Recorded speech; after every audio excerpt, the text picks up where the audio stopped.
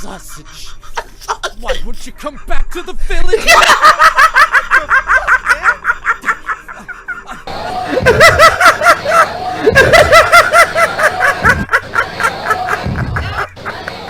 Okay, guys, that Little Witch, episode 10 and 11. Let's see if we can do this real quick. So, episode 10, Hainbridge was having that, party at, his mansion and stuff, and his pops is a statesman. He has, wishes and desire that his son follows in his footsteps, become a great statesman himself, possibly even better. And, they're all about this, thinking that witches are, from a bygone era, and they kind of wanted to go to the wayside and stuff. But Akko and her little crew, they make it into the party after not being invited and stuff. They get on these like Cinderella outfits and the Snow White outfits and stuff like that, and pretty much kind of crash the party. And he asks them to leave once he spots her and stuff. But they had this love bee with them, and it ends up getting out because, she lets it out and stuff, and ends up stinging Hainbridge. Diana starts falling in love with Akko. Hainbridge starts to fall in love with Akko and stuff because the first person they see after they get stung. And then Lotte was pretty much had all the dudes going head over heels over her.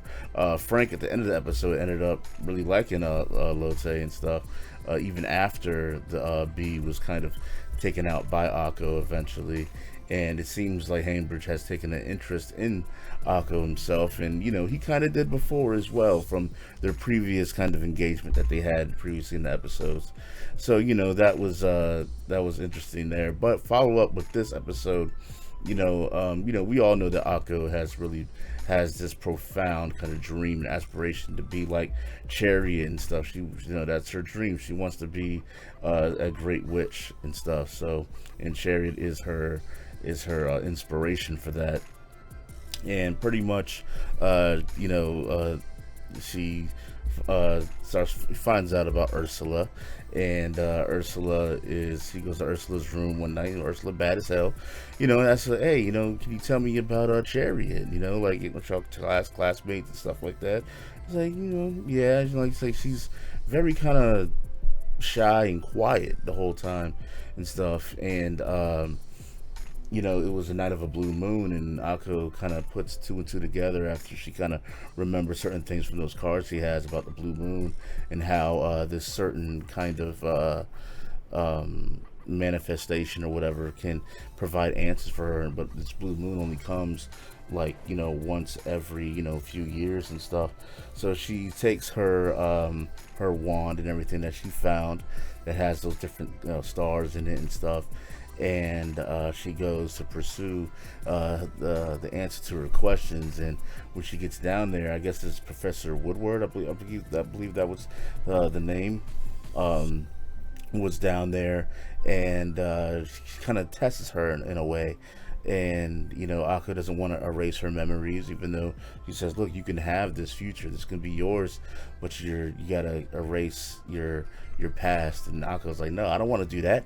I ain't doing that. I ain't erasing my past, So she comes down to that conclusion, and it seems like Akko has kind of revived kind of these 2 words out of these certain 7 words that will, I guess, ultimately kind of grant some type of certain passage or something eventually. Exactly, not sure exactly what at this point. But Ursula seems definitely to know a lot more than what she's letting on. And the way that Ursula talks, she seems like she either has a special direct tie with Chariot, or knows definitely a lot more, like I said, than she's letting on and stuff. And even the professor that was up there when Ursula was talking to her while Akko was knocked out, it kept calling Ursula Chariot. I'm not sure if that was meant to imply that she is somehow Chariot or something like that, or maybe the Professor Woodward or whatever was there kind of just as in a message kind of state or whatever, you know, not really seeing exactly what's going on, because that wand was Chariot's wand, so she ultimately believed if anyone was down there, it would be Chariot. You know what I'm saying? So she automatically kind of said Chariot, you know, regardless. But hey, but I don't believe so though, because she was talking to Akko as if she wasn't Chariot. So, you know, that's the other side of that kind of argument or idea right there. But yeah, Ursula, you know, while Akko was kind of knocked out, was still coming to, she said, you know, that she'll eventually tell her the whole truth eventually in time. But Akko is getting a little bit better. She's feeling a little bit down on herself, but she progressively is getting better over time as she keeps training. But go back to episode 10 real quick, talking about Haimbridge. You know, his dad is, you know, kind of like Akko said, it's like he doesn't really seem to have a will or a dream of his own. You know, his dad is like, oh, you know, it seems like he instilled this kind of thought process and idea into his mind and stuff. And I know that Haimbridge, you know, he wants to fulfill his father's expectations and the expectations of other people. That's why when Akko said that about him, like, oh, you're just a puppet of your dad, he was like, you know, you don't understand, because, you know, he has his own experiences and stuff like that he's been through, and he does have all these people's weight on his shoulder and expectations for what they want him to be or what they kind of foresee him to be. That's why, you know, he was like, oh, you don't understand. But at the same time, what Akko was saying is true. Like, look, you need to be your own person.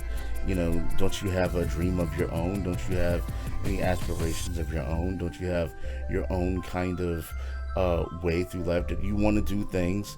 Maybe you don't want to be a statesman. Maybe you want to, you know, do whatever. I mean, he even said, it was like, you know, I haven't touched a piano ever since, you know, his dad like told him to. And it's just like, but it doesn't really seem so, because when he was playing the piano, he was playing that shit like a monster. But maybe he was kind of sneaking, you know, playing piano and stuff. But hey, I mean, it is what it is. But, you know, maybe he kind of sparked some type of inspiration, idea, or, you know, a change of thought within. Maybe Akko, you know, inspired him to think differently, maybe, and stuff. But I'm not sure. But yeah, I guess, you know, that's pretty much it, guys. 2, you know, interesting episodes and stuff. The 11th episode definitely kind of pushed things forward a little bit. The 10th episode was kind of, you know, it was cool. It was alright. But alright, guys, let me know what you thought about those episodes, man. My bad that they're late, guys. Like I said previously, with my other reactions that I put up previously. But, you know, hey, we're here now. We're doing it. So it is what it is. Leave your comments below. Don't forget to rate. I'll holler at you guys later. And as always, thanks for watching. Peace out. What's poppin', my dudes? Make sure that you become a part of the Central Network. Subscribe to AnimeCenTruL 1 and AnimeCenTruL 2. Become a part of the gaming Twitch live streams on PlayCentral, and also become a part of ReactCentral. And if you want me to react to a video on ReactCentral that you like, make sure you fill out the ReactCentral request form. You can find a link to that in the description, as well as a link to all the entire Central Network, from PlayCentral to AnimeCenTruL 1 and 2, as well as my Patreon. Alright, guys, I'll see you guys later.